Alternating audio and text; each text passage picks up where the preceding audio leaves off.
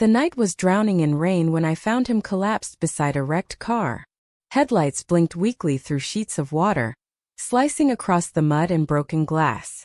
The road was empty except for the hiss of the storm and the distant hum of a city that didn't care who lived or died on its edge. I dropped my delivery bag, heart hammering. His hand was cold when I touched it, too cold. A faint pulse flickered beneath my fingers. I fumbled for my phone, but before I could dial, his fingers tightened around my wrist. "Don't let them find me," he rasped. His voice was hoarse, urgent, threaded with fear. I froze, staring at his pale face, cuts across his cheek, blood seeping down the side of his neck. He wasn't some drunk driver. He was running from something. Lightning cracked overhead, throwing the world into white for half a heartbeat. I saw the shattered rear window, the black SUV lodged in a ditch, the faint glow of a phone still recording a missed call. Whoever had done this might still be nearby. "I have to call the police," I said, my voice trembling. His eyes opened just enough for me to see the desperation inside them. "Please. No police. Just help me disappear." Thunder rolled like an answer. My cheap sneakers slipped in the mud as I tried to pull him up. He was heavier than he looked, muscles tense, breath shallow. I dragged him toward a bus stop awning a few meters away, the rain pelting down in thick, merciless sheets. My own breath came ragged, mixing with the sound of the storm. I didn't know why I was helping him. Maybe it was instinct.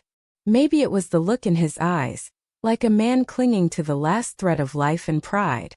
Under the dim awning light, I saw the fine fabric of his torn shirt, the expensive watch half cracked but still ticking. Not a common man. Maybe a businessman.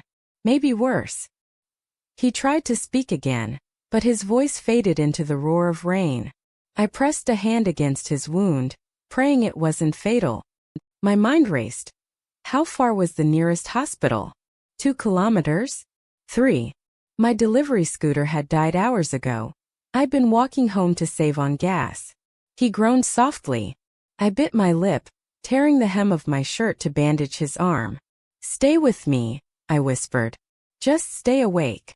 For a moment, his gaze flickered toward me, sharp, searching, almost pleading. Then it softened, unfocused, as though he saw someone else instead. "Xia, don't cry," he murmured. I stiffened. That wasn't my name. The rain blurred everything, the street, the noise, my fear. I hauled him closer, my clothes soaked through, my hair plastered against my face. Finally, I saw a small storage shed by the roadside, half open. I dragged him inside, away from the lightning, trembling as the metal door clanged shut behind us. He was unconscious by then. I checked his breathing, it was faint but steady. I wrapped my jacket around him, then sat beside him on the cold floor. The smell of wet asphalt mixed with blood. Outside, the storm raged like it would never end. I thought of my brother at home waiting for dinner, the landlord's threats, the overdue bills. I didn't have time for this. Yet I couldn't leave him. Minutes turned into an hour. When I finally stepped outside, the rain had slowed to a whisper. I flagged down an old tow truck passing by and told the driver there was an injured man. I didn't wait for questions. I just left. I told myself it was over, that I'd done enough. But as I reached the edge of the alley, something made me glance back. The man had woken. He was sitting up, drenched, watching me through the silver mist. His lips moved soundlessly, but I understood. He was searching for me through the storm. 2 weeks later, I saw his face again, not in the flesh but everywhere. Billboards, bus stops, flickering screens above convenience stores. Survivor of mysterious highway crash returns. And below it, a reward poster. Seeking the unknown woman who saved him. 500,000 yuan for information leading to her. 500,000. That number burned itself into my chest. It could have erased my brother's hospital debt 10 times over. But the thought of stepping forward made my stomach twist. I knew better than to dance with the powerful. They only smiled before they took everything away. The rain that day was lighter, just a mist clinging to the narrow alleys of the district I called home. My shoes left muddy prints on the uneven ground as I carried another delivery order up the cracked stairs of an old apartment complex. The neon lights from noodle stalls shimmered in every puddle, painting the world in distorted red and blue. 2 weeks. That was how long it took for strangers' gossip to start twisting into poison. They say she was a call girl, muttered the woman who ran the laundry stall below mine. A rich man like that doesn't offer money for nothing. Or maybe she's the one who caused the crash, said another, trying to cover it up by pretending she saved him. I kept my head down. Their words followed me like rainwater slipping through my hair. The world always found a way to make kindness look dirty. At night, when I checked on my brother, he asked softly, "Gia, why do people hate someone they don't even know?" I smiled weakly. Because they fear what reminds them of themselves. He was too young to understand. He didn't know what it meant to live in a place where good deeds came with a price tag. And mercy was a luxury only the rich could afford. Still, I couldn't forget his face. The man from the rain. That night kept replaying in my head like a half-finished movie. The thunder, his cold hand, the way he'd whispered for me not to call anyone, and the way his eyes had found me through the storm. Not afraid, not angry, just searching. I tried to convince myself he wouldn't remember. That to him, I was just a blur between lightning strikes. But deep down I knew better. The city buzzed with the rhythm of his name now, Li Shan, CEO of Li Group Enterprises. The kind of man who could by silence build empires and erase mistakes with money. Newspapers said he'd survived an assassination attempt. Internal betrayal. Enemies from within, the headlines said. But when I saw his photo, the sharp eyes, the faint scar across his temple, all I saw was the man who'd gripped my wrist and whispered for help like his life depended on me. It was strange how the same face could belong to two different worlds. By the 3rd week, the posters reached even the alley near my home. Kids pointed at them laughing. One old man joked, "If I find that girl, I'll marry her myself. Who needs love when you have 500,000? I didn't laugh. My pulse raced every time I passed one. Every muscle screamed at me to tear it down, but I couldn't risk attention. One evening, after delivering takeout to the east side, I saw a convoy of black cars pulling into the slum entrance. The sound of engines hummed low and steady, too calm for this part of town. I ducked behind a rusted dumpster, heart pounding. Men in suits stepped out, bodyguards. They scanned every face like they were hunting someone invisible. Then I saw him. Li Xin. Alive. Standing tall, dressed simply but unmistakably out of place. The rain started again, as if the sky itself remembered. He looked around, his gaze sweeping through the narrow lanes, past the flickering bulbs and broken doors. Something in his expression made me freeze. Not arrogance, not authority. Just a quiet ache. The street went silent. Even the noodle vendor stopped stirring his pot. He turned to his assistant. Every clinic, every vendor, every resident asked, "Someone here saw her." My chest tightened. He was searching, still searching. But for what? Gratitude? Closure? Or control? I pressed my back against the wall, trying to steady my breath. The last thing I wanted was for him to find me. If he knew my name, he'd know where I lived. And once people like him stepped into your world, they never left it unchanged. But fate has a cruel sense of humor. As his convoy began to leave, one of the cars stopped, right outside my street. The headlights cast long shadows across the cracked concrete. I couldn't see his face clearly through the glass, but I felt it. The weight of his gaze, steady and searching, cutting through the darkness like lightning through rain. The world narrowed to that moment, me, clutching my soaked delivery bag, hidden behind a half-broken fence. Him, motionless in the car, staring into the alley as though he knew. Maybe he didn't see me. Maybe he did. Either way, I couldn't breathe until the car drove away. When I finally looked up, the poster by the lamppost had torn loose in the rain, the wind folding it against the fence beside me. His printed eyes stared back, calm, commanding, unrelenting. And for the first time I realized something terrifying. This wasn't gratitude anymore. This was obsession. He wouldn't stop searching. Not until he found the girl who had vanished into the storm. And I was running out of places to hide. Before that storm, my life was nothing but routine. A fragile rhythm between exhaustion and survival. I woke up every day before dawn, when the city still slept under a gray blanket of smog. The leaky ceiling above my bed dripped in time with my alarm. I'd tiptoe past my brother's room, careful not to wake him, then tie my hair, pull on my delivery jacket, and start another day of running through streets that forgot my name long ago. My world smelled of instant noodles, rain-soaked cardboard, and the bitterness of reheated coffee. But before all this, before I became the girl who delivered strangers meals and carried secrets heavier than the bags I hauled, I was a farmer's daughter. We lived in a village where time moved slowly, where every sunrise carried the same promise. Work hard, stay kind, endure. My father had strong hands and a gentle laugh. He used to say, "Rulon, life is like tending a field. Even if the harvest fails, you keep planting." I didn't understand those words until the year everything broke. It was a winter colder than any before. My father worked for a factory owned by a massive conglomerate, Lee Group Industries, the same name that now appeared on every billboard I passed. He worked 12-hour shifts without complaint, but one night, the air inside the plant turned toxic from a chemical leak. They said the filters were overdue for maintenance. They said the company would investigate. But no one came. My father died within a week. The company called it an accident. No compensation. No apology. Just silence. That's when my hatred for the rich began, quiet, slow, and deep like roots growing in the dark. I swore I'd never owe anyone with money. Never beg.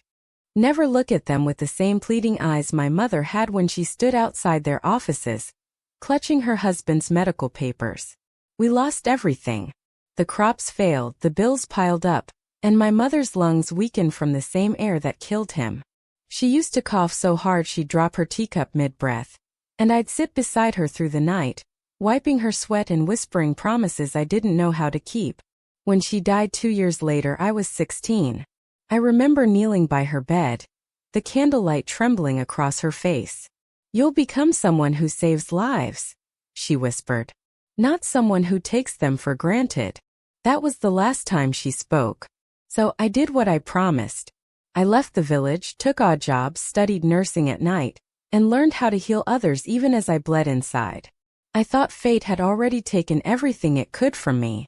But fate isn't cruel once. It keeps testing you. The night I found him, the man in the rain, I didn't recognize his face under the blood and shadows. But when I saw his photo later in the news, something inside me cracked. Li Xin, the only heir of Li Group, the empire that poisoned my father's heir and buried the truth. Fate hadn't just tested me that night. It had mocked me. I had saved him, the son of the man who destroyed my family. The realization left me breathless, sitting on the edge of my bed, staring at the rain hitting the window. My reflection in the glass looked foreign, the same scar by my eye glinting under the streetlight. That scar. I got it when I was 7, chasing after my father's tractor. He'd laughed, scooped me up and said, "That mark will remind you to be careful with what you chase." And now I understood what he meant. Because fate had led me right back into the storm, chasing mercy for someone who didn't deserve it. I thought about the way Li Shun had gripped my wrist, the raw fear in his voice when he said, "Don't let them find me." What was he running from? Betrayal, the news said. Greedy shareholders, internal corruption. It was all poetic in a way, the sins of his father circling back to his son. But part of me didn't believe it was just coincidence. Why did he look at me like that in the rain? Why did his eyes soften even as he was bleeding? Maybe guilt ran in their bloodline too. Still, that night replayed over and over. The thunder. The cold. The moment his lips parted to breathe my name, though he couldn't have known it. I hated him. I pitied him. I couldn't stop thinking about him. Some nights I caught myself wondering what kind of man he was without the empire, without the money and power that built walls between people like him and people like me. Was he just another stranger trying to survive? I shook the thought away every time. I had no right to wonder. My brother still coughed in his sleep, and our bills still arrived in red envelopes. There was no room for dreams in poverty, only choices. And yet, when I passed another reward poster one morning, his face smiling faintly beneath the printed text, I paused. For a second I thought about tearing it down. About walking to the nearest police station and saying, "I was the girl you're looking for. 500,000 yuan. My brother's medicine. A way out." But then I saw the company name printed at the bottom. Li Group Enterprises. And the rage I'd buried for years came rushing back. No. I wouldn't let them own me. Not even in gratitude. That night, as I sat by the window, thunder rumbled again. The rain fell harder, tracing silver veins down the glass. And for the first time I whispered into the dark, "Father, what would you have done?" There was no answer, only the echo of his voice in my memory, "Keep planting." So I stayed quiet, hidden, distant. But fate, as always, had already decided otherwise. Because somewhere in the city, a man named Li Shan was still searching for the girl who vanished into the storm. And neither of us knew that our paths were already tangled long before the rain ever fell. He appeared again, not as the face on the posters, not as the billionaire I'd sworn to avoid, but as a man standing at the entrance of the small community clinic where I volunteered twice a week. The morning was warm and ordinary. The air smelled of antiseptic and jasmine tea from the neighbor's stall. I was cleaning a child's scraped knee when a shadow fell across the doorway. "Excuse me," a calm voice said. "Do you take volunteers here?" I looked up and froze. It was him. Li Xin. He wore plain clothes, no suit, no polished shoes, no entourage. But I knew that face. The one I'd seen in the rain, pale and pleading. The one I'd seen later on news banners beside the words, "Billionaire heir survives deadly ambush." For a heartbeat, the air disappeared from the room. "Yes," I managed to whisper. We always need help." He smiled, small, careful, as if he didn't want to startle me. "Then I'd like to help." It should have been impossible. Why would a man like him step into this rundown clinic with its flickering lights and peeling walls? But he didn't seem out of place. He moved like someone used to chaos, used to pretending that everything was fine even when it wasn't. For the next few hours he quietly assisted, handing me gauze, cleaning tables, even sweeping the floor when no one was watching. He didn't brag or give orders. He just worked. Still, my hands trembled each time his shoulder brushed mine. When the shift ended, I stepped outside to breathe. The sun was sliding low, gold spilling over the street. I could still hear the echo of his voice inside, low, steady, soothing the patients. Why was he here? A hand reached for the clinic gate. I turned, startled. "Leaving already?" he asked. I hesitated. "You shouldn't be here." "Why not?" His tone was gentle, curious. "Because you're not one of us. People will recognize you." He smiled faintly. "I'm not here to be recognized. I'm here to remember." I frowned. "Remember what?" He looked up at the fading sky, then back at me. The face that pulled me out of the storm. My heart tripped. "I think you've mistaken me for someone else," I said quickly, stepping back. He studied me. Not with arrogance, but with that same quiet intensity from the night of the rain. "Maybe," he murmured. "But tell me, do you always help strangers like that?" I bit my lip. "I help anyone who needs it." "That's what I thought," he said softly. For days after that, he kept returning. Sometimes he'd bring boxes of supplies under a different name. Sometimes he'd read to the elderly patients while I worked. The staff adored him. No one knew who he really was. But I knew. And every time he walked in, something inside me twisted, part fear, part curiosity. He never pressed me about that night. Instead, he asked questions about the people here, about my brother, about the village I came from. I tried to keep my answers short, detached. Yet somehow he always found the cracks in my silence. One afternoon, while we were wrapping bandages for the next shift, he said quietly, "You remind me of someone. Your wife." The words slipped out sharper than I intended. His hand stilled. "My mother." I froze. "She used to volunteer at clinics too," he said, voice lower now. "Before my father's company grew too big for her to keep up. She'd bring me along sometimes, make me help the doctors. I hated it then. I thought charity was beneath us." He smiled bitterly. "And now I see it's the only thing that matters." I didn't know how to respond. That was the first time I saw guilt flicker across his face. The kind that runs deeper than apology, the kind that shapes a person's whole being. A week later, my brother came to visit the clinic. His lungs had been bad that day, but he insisted on walking. When Li Shun saw him struggling, he rushed to bring water, even carried him to a chair. "Don't worry," my brother said between coughs. "I'm tougher than I look." Li Shun knelt beside him, smiling. "That makes two of you." That moment, the way he spoke, the gentleness that replaced his usual restraint. Something in me softened. It wasn't love. Not yet. But it was the first time I believed that perhaps the rain hadn't lied. Later, as I cleaned the supply shelves, he approached quietly. "Does he go to school?" "Not anymore," I said. "He stopped when my mother died." He nodded, eyes thoughtful. "I can help. If you let me." No, my answer came too fast. "I don't take help from people like you." He didn't flinch. "People like me? The rich. The ones who think money fixes everything." He studied me for a long second. "You really hate us, don't you?" I swallowed hard, unable to look at him. "I hate what your kind did to my father." Silence stretched between us, heavy and alive. Then softly he said, "Maybe that's why fate let you find me." When I met his gaze, it wasn't pity I saw, it was understanding. The kind that feels like light breaking through a long cold night. We stood like that until my heart stopped pounding. He reached into his pocket, pulling out a small roll of bandage. "You hurt your hand earlier," he said. "Let me help." "It's fine. Please." His tone wasn't commanding, it was human. I let him wrap it. His fingers brushed my skin lightly, almost reverently, as though afraid to hurt me. And when he tied the last knot, he whispered, "You don't remember me, but I remember every drop of that rain." I pulled my hand back as if burned, heart pounding so loud I could barely hear the traffic outside. He smiled faintly, as though my panic amused him, or perhaps reassured him that I was still real. That night I couldn't sleep. His words replayed in my mind, chasing the rhythm of the falling rain outside my window. Maybe I should have stayed hidden. Maybe saving him had been a mistake.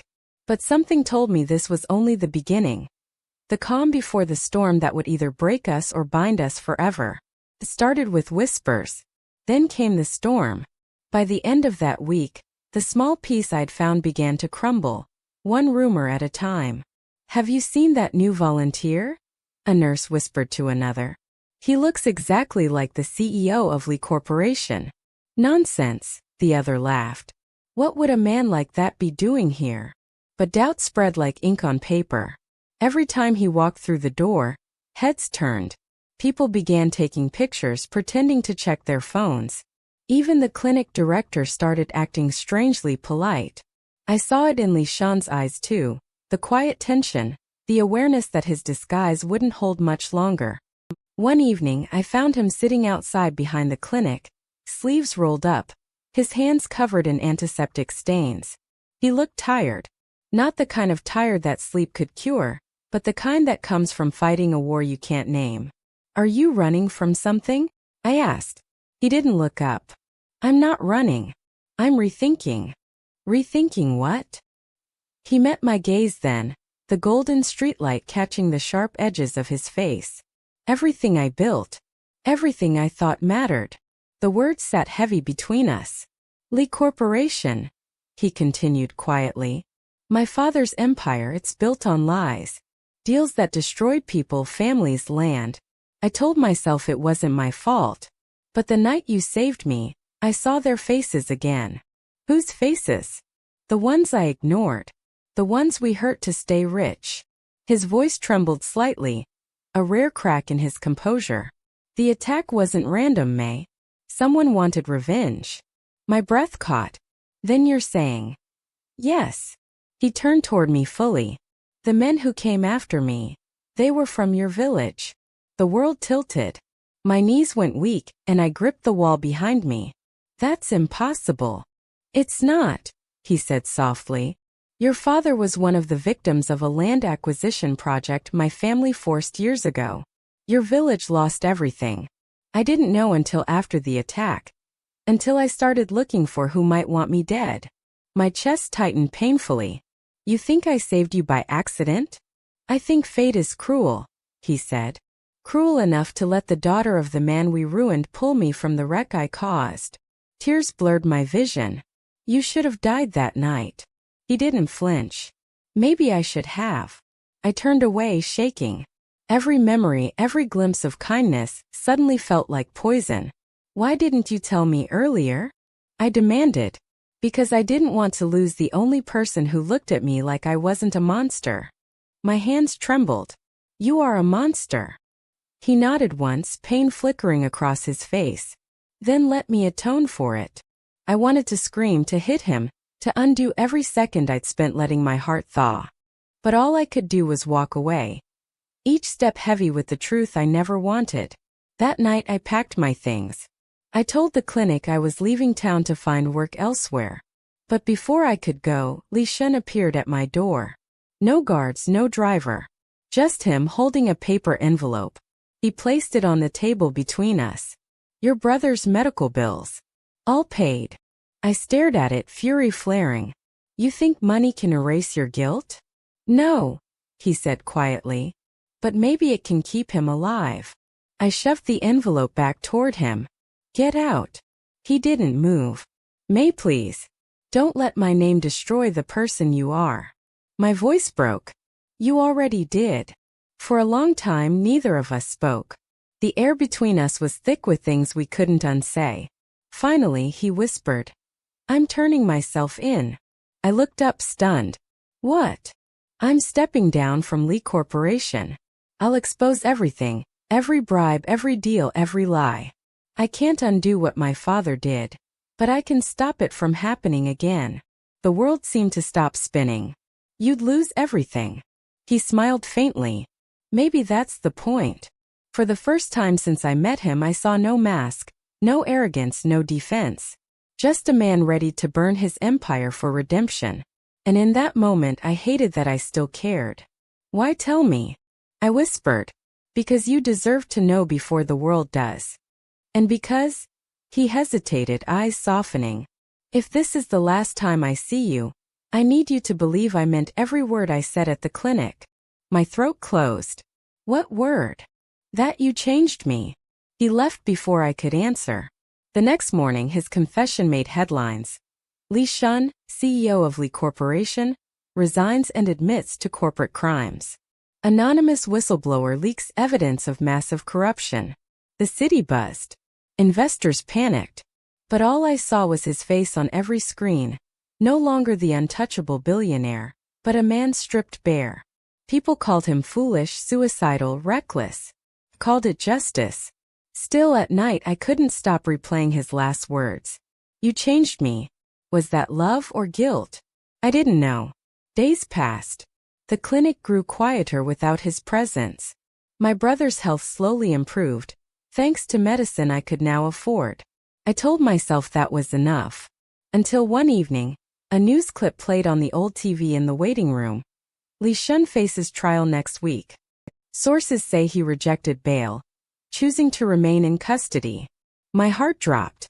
He could have escaped. He could have vanished with his wealth. But he didn't. He was doing exactly what he'd promised, atoning. And suddenly everything inside me shifted. All the anger, all the resentment, it didn't disappear, but it changed shape. I realized I didn't want him to suffer alone. The night before his trial, I went to the city courthouse. The guards at the gate looked at me strangely when I asked to deliver a letter. I wrote only one line. If you're walking into the fire, don't forget who pulled you from the rain. I didn't sign it. I didn't have to. He would know. As I stepped outside, rain began to fall again. Soft at first, then heavier, washing the streets clean. For the first time in years I let it soak through my clothes and whispered to the sky. Maybe fate isn't cruel after all. The rain didn't stop that night. It kept falling long after I left the courthouse, drumming against the pavement like a warning I couldn't hear. By morning the news broke. Li Shun missing. CEO disappears hours before trial. Police confirm escape vehicle found near docks.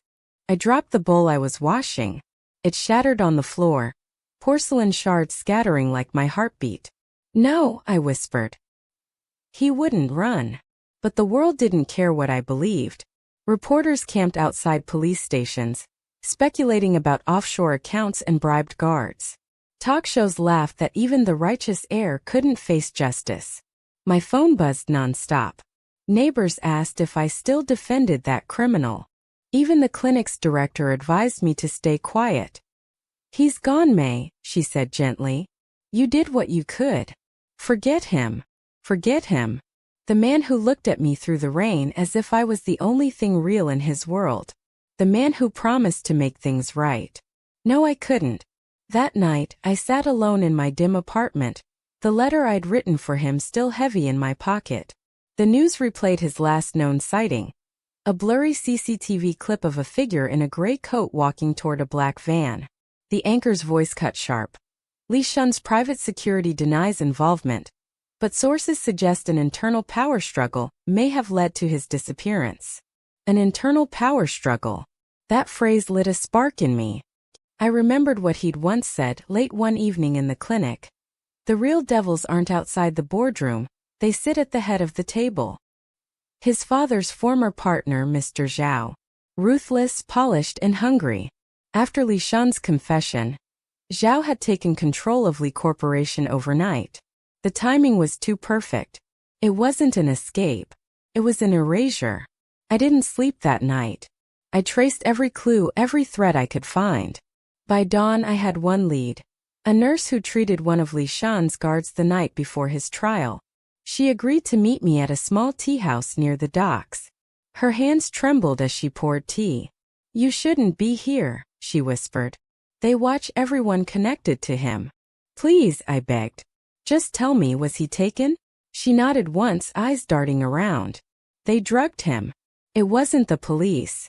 Men in suits came with fake warrants. Said it was a transfer. But no one saw him again. My stomach twisted. "Do you know where?" She hesitated, then slid a small folded paper across the table. "He told me to give this to the girl who saved him in the rain." My breath caught. I unfolded it with shaking hands. Inside was a single line written in his handwriting. "If the rain finds you first, look for the lighthouse." The lighthouse. There was only one place it could mean. The old coastal lighthouse north of the city, abandoned for years. It used to be a family vacation site owned by the lease. I didn't think twice. I packed a flashlight, my brother's old phone, and a raincoat. The sky was already darkening again when I boarded the night bus. Hours later, the coastline appeared, waves thrashing under a furious storm. The lighthouse stood tall against the cliffs, its glass shattered, its light long dead. I forced the door open and stepped inside. It smelled of salt, rust, and something faintly metallic, blood. My flashlight trembled across the walls. Footprints. A broken chair. A single cufflink glinting near the stairs, etched with the Li insignia. He had been here. "Li Shun." I called, voice breaking against the wind. "It's me, May." Only thunder answered.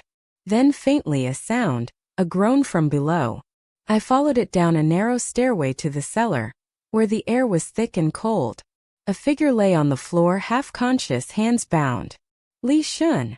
I dropped beside him, cutting the rope with a jagged piece of glass. He blinked slowly, eyes hazy. "You shouldn't have come." "Quiet," I said, lifting his head gently. "We're getting out of here." He winced as I helped him sit up. His shirt was torn, bruises lining his arms. "Zhao," he murmured. He knew. I was going to expose him too. "Then we'll expose him together," I said. He smiled weakly. "You still believe in together? After everything?" "Yes." For a moment it felt like the world held its breath. Then, headlights flared through the cracks in the wall. "They found us," he said. Panic surged through me. I grabbed his arm, half dragging him up the stairs. We burst through the door into the storm, rain slashing against our faces. A black SUV screeched to a stop at the cliff's edge. Men spilled out, shouting orders. "Run!" I screamed. But he pulled back. "They want me, not you. I'm not leaving you again." Before I could argue, he pushed me toward the trees. If you love me, go. A gunshot cracked through the rain. I froze. Li Shun staggered, clutching his side. No. I caught him as he fell, the sound of the sea roaring below. Blood mixed with rain on my hands. You're not dying like this, do you hear me? He smiled faintly, his breath shallow. You found the lighthouse, that's enough. More gunfire. I dragged him behind the rocks, heart pounding. I could see Zhao's men advancing through the mist. Then from the cliffs above, the red glow of sirens, police lights cutting through the storm. Someone had called them. Maybe the nurse. Maybe fate. The men scattered, retreating into the dark. I pressed my hands against Li Shun's wound. Stay with me. Please. He looked up at me, eyes dimming but full of peace. If I don't make it, don't you dare finish that sentence, I choked. He smiled. Then promise me one thing. What? Tell the world I wasn't the monster they said I was. Tears blurred everything. You'll tell them yourself. But his eyes were closing. The sirens grew louder. I screamed for help as officers rushed in, medics pulling him from my arms. The last thing I saw before they carried him away was his hand, reaching weakly toward mine. Then he was gone again. For the second time I watched him vanish into the rain. Only this time I didn't know if he'd ever come back. The hospital room was empty. No patient. No record. No trace. Only the faint imprint of a pillow where his head had rested. I stood frozen, clutching the crumpled visitor's slip in my hand. The nurse's voice trembled as she repeated herself. I'm sorry, Miss May. The transfer order came at dawn. Signed by the ministry itself. Which ministry? I snapped. There's no reason for a medical transfer to go through. She cut me off, eyes darting to the security camera. Please just leave before they see you. That was the moment I knew. This wasn't just corruption. It was war. By the end of the week, chaos erupted in the city. A leaked audio file began circulating online. A heated argument between two executives. The voices were unmistakable. Zhao Han, acting chairman of Li Corporation, and a government auditor.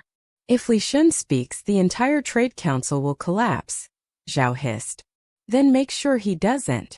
The recording spread like wildfire.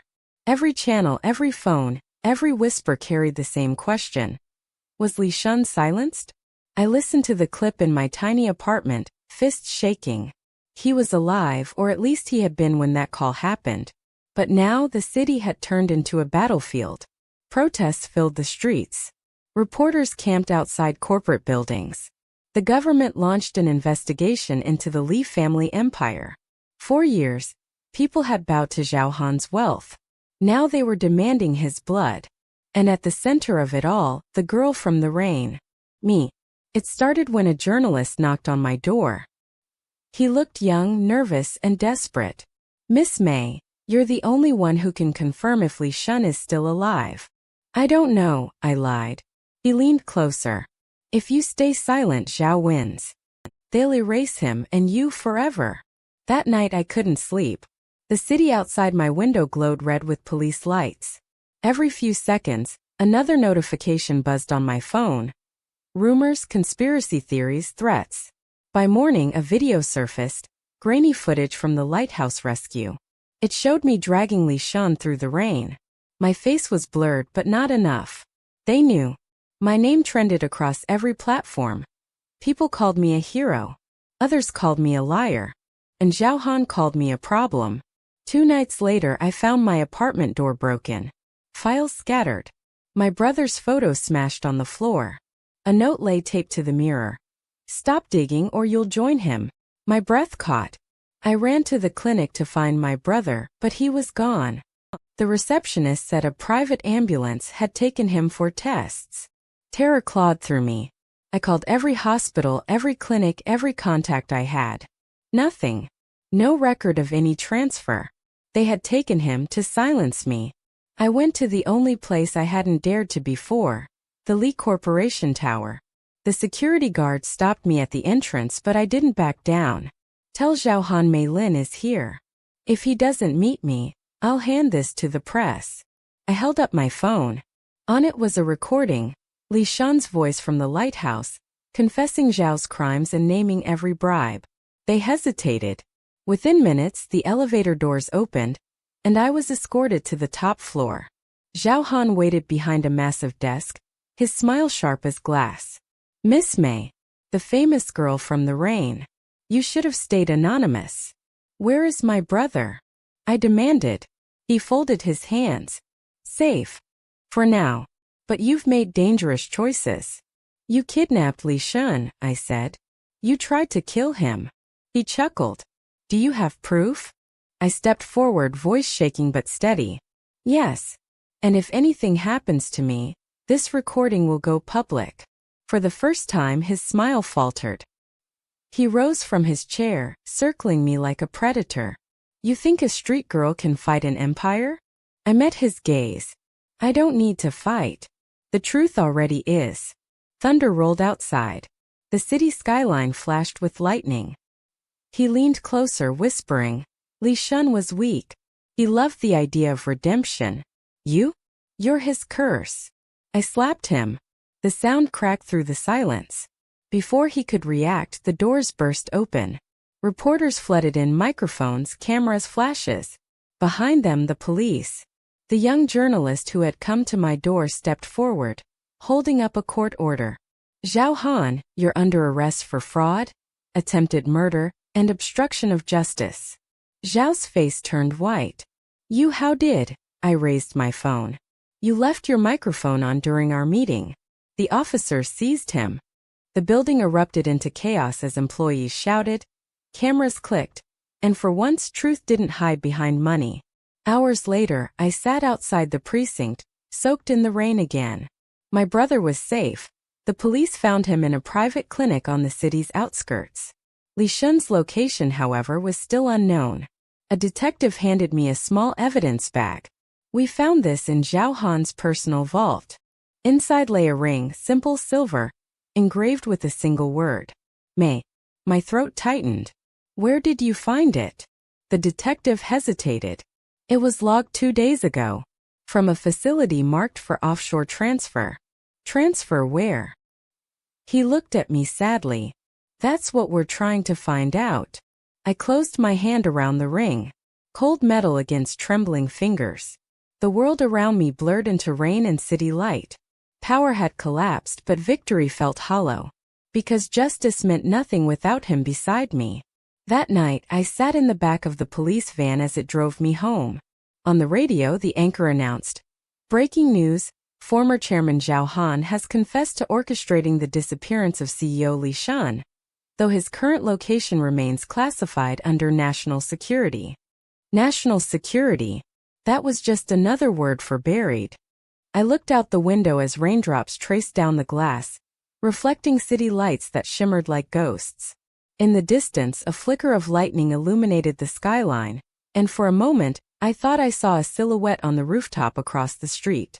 A tall man in a gray coat, standing perfectly still, watching the van pass.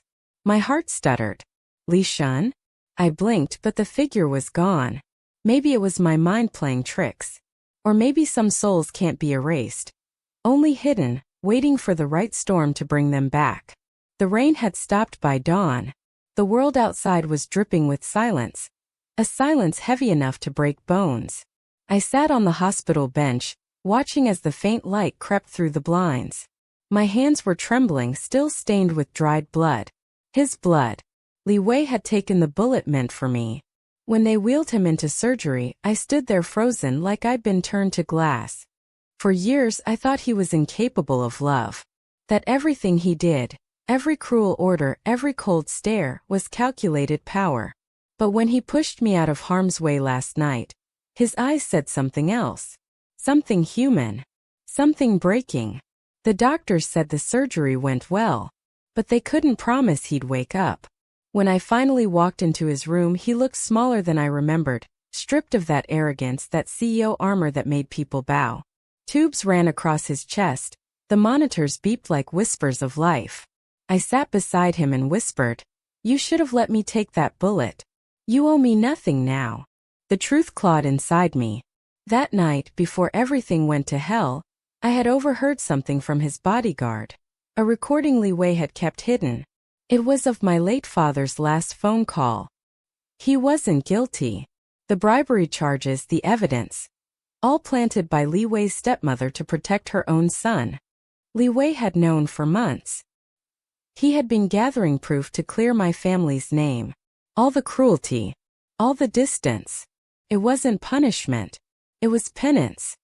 He was trying to atone for what his family did to mine. And now, lying here between life and death, he looked like a man who had already paid too much. For days I didn't leave his side. The boardroom wars raged without him. His half-brother was seizing control of the company. Investors were pulling out, and whispers filled every headline. The fallen CEO of Wei Group. I should have felt satisfaction. I should have felt justice. Instead I felt fear. Because I finally realized something terrifying. Without Li Wei, I didn't want revenge anymore. I just wanted him to wake up. On the 5th day he did. His eyes fluttered open, groggy but alive. The moment his gaze found me, something in me cracked wide open. Why? His voice was dry, rough, fragile. Why are you here? I laughed, a sound full of tears. Because you almost died saving me, idiot. He blinked, confused, pained. You should have run. I shook my head. And leave you to bleed out? Not a chance. He tried to sit up, but the pain stopped him. His hand searched for mine, instinctively, clumsily, until our fingers touched. That single contact after everything we'd been through felt like fire meeting frost. Mei Lin, he whispered. I never wanted to hurt you. I wanted to hate you so you'd stay away from me. But I couldn't. I thought I'd pay for my family's sins by keeping you safe, even if it meant making you despise me. I swallowed hard. And yet you almost killed yourself doing it. He smiled weakly. Seems like I'm terrible at letting you go. The truth sat between us, fragile, ugly, precious. I told him everything I knew. About his stepmother's betrayal. About how his brother was taking over the company. About the recording. His expression shifted from shock to fury to sorrow. She destroyed both of us, he said. You lost your father. I lost everything else. I looked at him then, not as the cold CEO, not as my enemy, but as a man finally stripped of every lie. What do you want to do now? I asked softly. He stared at the ceiling, then at me. I want to start over. But not as Li Wei, the CEO. Just Li Wei, the man who once fell in love with the wrong girl and spent years pretending he didn't. Days later we walked out of the hospital together. The sun was rising, golden pure. Almost cruelly bright. His world had crumbled. The company was gone. His empire devoured by greed. But his hand found mine again, and for the first time in years I didn't pull away. Where will you go now? I asked. Wherever you'll be, he said simply. I didn't answer right away. My heart was a battlefield of choices. The revenge I'd sworn, the love I'd buried, the truth I'd uncovered. Could redemption erase everything that came before it? Could love survive after hate had already lived in its shadow? I turned to him. If I walk with you, I want to walk forward, not back. No more lies. No more walls. He nodded. Then we leave it all behind. The company, the past, the pain. Just start again. We didn't kiss. We didn't need to. The silence between us said everything that words couldn't. Later that night, I returned to my old house, the one my father built before it was seized. I stood in the garden, the wind brushing my hair, and finally whispered, Papa, he wasn't the enemy. A tear slid down my cheek, warm against the cold. He was the consequence. I realized redemption isn't about erasing the past. It's about facing it and choosing who you become after it's broken you. When Li Wei found me there, barefoot on the grass, he didn't say a word. He just took off his jacket, draped it over my shoulders, and stood beside me as the night unfolded around us, quiet, infinite, forgiving. And for the first time we weren't enemies. We weren't savior and sinner. We were just two people trying to make peace with the pieces left behind.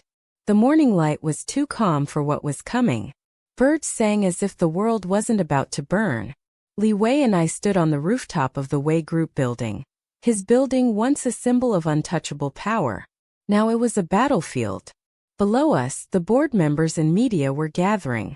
His half-brother Li Chong had called a press conference to formally strip him of his title as CEO. The entire city would watch his downfall live. I could see the old arrogance flicker in his eyes. Not pride but defiance. He was ready to face it. And I was ready to stand beside him, no matter what truth came out. "Are you sure you want to do this?" I asked quietly.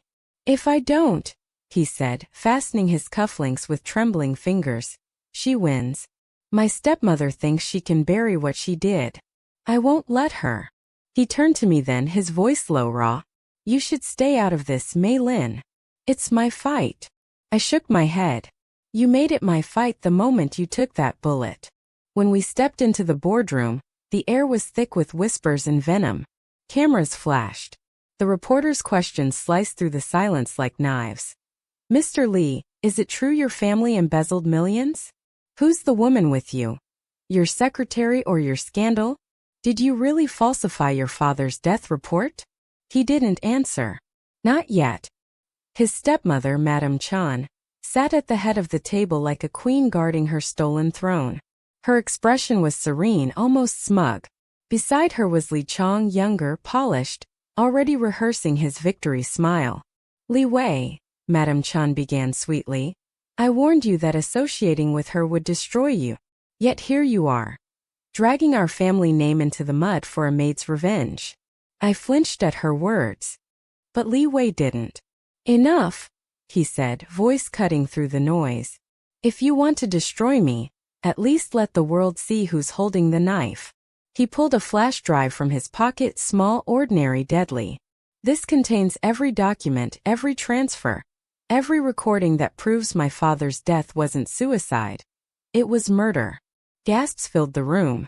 Madame Chen's mask didn't crack, but her fingers clenched around her teacup. "Don't be ridiculous," she said. "Your father took his life after his scandal. You were there." "I was there," Li Wei interrupted. "But I was too young to understand. The night he died, you called him into your study. You told him the company would crumble if he confessed your fraud. He refused. And then he pressed play on the laptop." The room went silent as the audio filled the air. A recording of a woman's voice, calm and cold. "If you won't protect our son's future, I'll protect it myself. Even if it means erasing you." Then the sound of glass shattering. A gunshot. And silence. I watched as Madame Chen's face drained of color. Her son leapt up, shouting, "That recording is fake." But the boardroom had already shifted. Whispers became murmurs, murmurs became condemnation. The empire she built on lies was crumbling in real time. Reporters surged forward.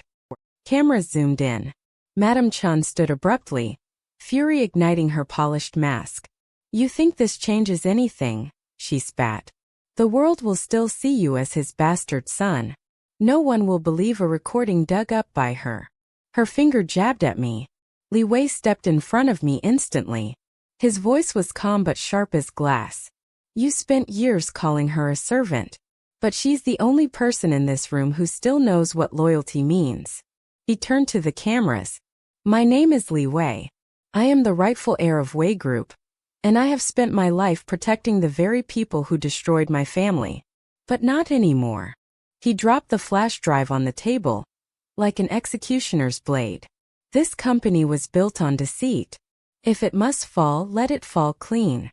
The press erupted. Security rushed in. Madame Chen's face twisted into something monstrous before she was escorted away, still screaming that she'd be back, that no one would believe him. But the truth was already out. When it was over, Li Wei stood there trembling, not from fear but from release. "It's done," he whispered. "It's finally over." The board had dissolved, the shares frozen, the empire in ruins. But for once I saw peace in his eyes. That night we returned to the rooftop, the same one where it had all begun. The city stretched beneath us, alive and unbothered. "Do you regret it?" I asked. He smiled faintly. "No. Power is easy to rebuild. But peace, that's harder." I never had it until now. I looked at him, really looked. The man who once ruled from glass towers was now standing in the open air, stripped of everything but his truth. Your family's name will never recover, I said. The world will forget the good you did. He nodded. Maybe. But maybe that's the price of being free. He turned to me, eyes softening. And you? What will you do now that your revenge is complete? I hesitated. My heart felt strangely empty, like the storm had passed but left the world too quiet. I thought vengeance would feel like victory, I said. But it feels like ashes. Maybe I want something different now. His hand brushed mine. Hesitant, reverent. Then let's build something new. Together, if you'll have me. The city wind swept between us, carrying away everything that once defined us. Hate, guilt, pride, pain. I took a breath, deep and shaking. You destroyed me once, Li Wei. But you also saved me. Maybe that's enough to start with. Below, the sirens faded. The dawn was coming again. This time it didn't feel cruel. We stood there in silence as the light crept across the horizon. Two souls finally unburdened, staring at the wreckage of their past and daring to call it rebirth. It wasn't forgiveness. It wasn't love yet either. It was something rarer, understanding. The kind that only comes after losing everything. And for the first time in my life, I didn't fear what came next. Sometimes storms don't come to break us. They come to wash away the things we were never meant to hold. It's been 1 year since that day on the rooftop. Since the empire of Wei Group crumbled. Since the world finally saw the truth. People still whisper about it sometimes. They talk about the fallen CEO and the delivery girl who saved him. Some call it a scandal, others call it fate. But to me it was neither. It was simply life. Messy, unfair, and strangely beautiful. Our days are quieter now. We live in the village where the rain first found us. That same roadside where his blood once mixed with mud. Where my trembling hands refused to let go of him. The air smells of wet soil and jasmine. Our small clinic hums with laughter and the soft cries of newborns. My brother, now healthy and studying medicine, calls it a miracle built from ruin. Maybe he's right. Li Wei still wears the same old watch, cracked from that night. He could have bought 1,000 new ones, but he says the crack reminds him of the line where death and rebirth met. He no longer gives orders. He listens now, to farmers, to widows, to children with feverish eyes. The man who once lived in boardrooms now kneels to fix broken crutches. Sometimes I watch him from the doorway, sleeves rolled up, sunlight spilling across his face. And I wonder if the rain always knew what it was doing that night, guiding me to him before either of us was ready to change. But healing doesn't erase pain. It teaches you how to live beside it. There are moments when I still hear Madame Chen's voice in my dreams, accusing, sharp, echoing through the corridors of memory. Sometimes I wake up thinking about my father, how injustice took him, how hatred kept me alive afterward. Then I feel Li Wei's hand reach for mine in the dark. No words, no promises. Just a quiet reminder that I'm not fighting alone anymore. And somehow that's enough. A few months ago, we received an invitation from the city mayor. They wanted to honor our free clinic for exemplary service and compassion. I almost said no. I didn't want cameras or attention again. But Li Wei smiled and said, "They won't be looking at me this time. They'll be looking at what you built." So we went. The ceremony was held in the same city hall where I once stood in rags, waiting to testify in his trial. The marble floors gleamed like a mirror, reflecting two very different people from who we used to be. When they called my name, my knees trembled. As I walked up to the stage, flashes exploded, reporters whispered. But I didn't feel small anymore. Because this time the light didn't expose me. It embraced me. I took the microphone, my voice trembling at first. "I used to believe the rich and the poor lived in separate worlds," I said. "That compassion was a luxury only those with money could afford. But the night I found a dying man in the rain, I learned something different." I looked toward Li Wei, his eyes steady, proud. Mercy doesn't belong to any class or title. It belongs to the heart that still beats, even after being broken. The audience was silent. For the first time, I wasn't speaking as a victim or a savior. I was just Mei Lin, the girl who refused to walk away from a stranger. And that felt like freedom. After the ceremony, we drove back home. Rain began to fall again, gentle, rhythmic, cleansing. I opened the window, letting the cold drops kiss my skin. The city lights blurred into soft halos through the rain, and for a moment I was back there, on that stormy night, holding a stranger's hand and promising silently not to let him die. Except now he wasn't a stranger. He was the proof that sometimes the people who fall apart the hardest are the ones who end up teaching you how to heal. Li Wei reached over and turned off the wipers, just to watch the rain with me. He whispered, "Do you ever think the storm was trying to tell us something?" I smiled.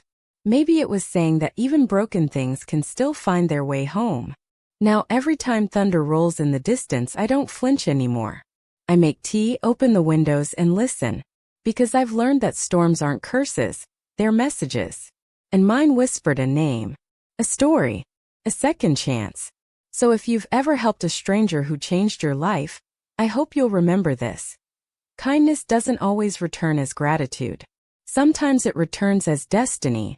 And if you ever find yourself in the rain, don't run from it. Maybe it's trying to introduce you to the soul who will stand in the storm with you. That was my story. And perhaps it was always meant to begin and end with the rain.